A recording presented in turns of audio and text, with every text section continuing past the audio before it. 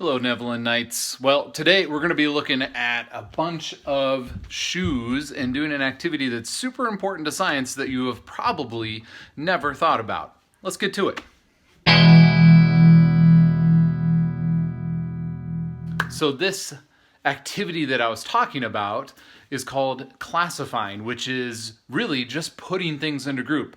It's scientists doing what scientists like to do by giving simple things fancy names.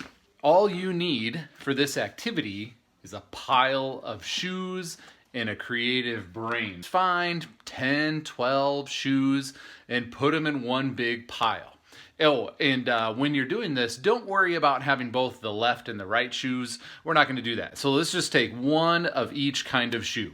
Once you have all your shoes together, you need to look at your shoes and you need to make a decision as to how could I divide this big pile of shoes into two groups. And this is called dichotomously grouping them. Well, I've got some shoes in here or boots that have no laces. So I'm going to put no laces into one group. And then I'm going to take all those shoes or boots where I can see laces on them, and I'm going to put them in a different group. There's my first dichotomous division here. I've got my laces over here, and I've got my non-laces over here.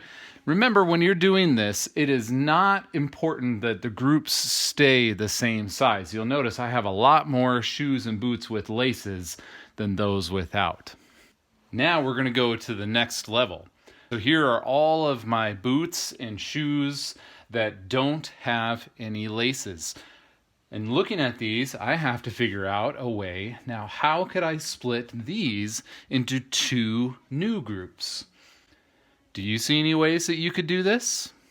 I see that two of my sandals over here, when I wear them, I'm going to be able to see toes. And these boots over here, I wouldn't see any toes. So that is going to be my next division. I have just dichotomously classified these shoes. And from here on out, I want you to just keep dividing your groups, each of those groups, into two groups. And once you get to the point where it's like, I don't really know how I divide them, I would be done classifying those shoes. I would keep dividing those groups each time into two new groups until I have shoes all in separate groups where all the shoes are very similar to each other.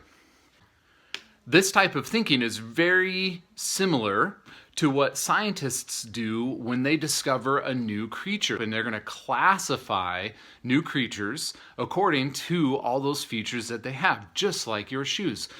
Even though we've been doing something silly like putting shoes into different groups, it's really good scientific thinking. All right, Neverland Knights, I hope you enjoy thinking like a scientist with the classification of your shoes.